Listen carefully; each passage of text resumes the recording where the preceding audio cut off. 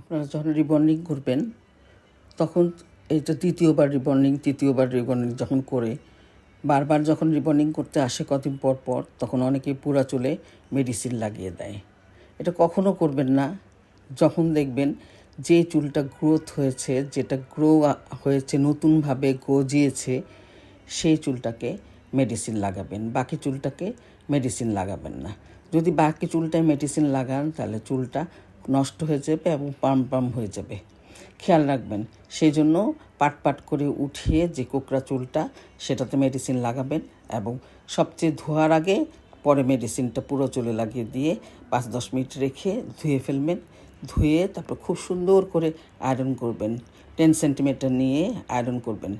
Iron করা হয়ে গেলে তারপর আপনি ট্রিটমেন্ট লাগাবেন। ট্রিটমেন্ট লাগিয়ে ধুয়ে দিবেন। ধুয়ে দিয়ে সুন্দর হয়ে যাবে আপনার চুলটা শুকালে। আর বলবেন রোজই ধুতে পারবে, কোনো প্রবলেম নাই। অনেকেই বলেন অনেক দেরি করে ধুতে, আসলে এটা ঠিক না। আমরা তো ধুয়েই দিলাম, তো অসুবিধা কি? পরের দিন যদি আবার ধোয় তাতেও তো কোনো অসুবিধা নাই। এভাবেই করবেন।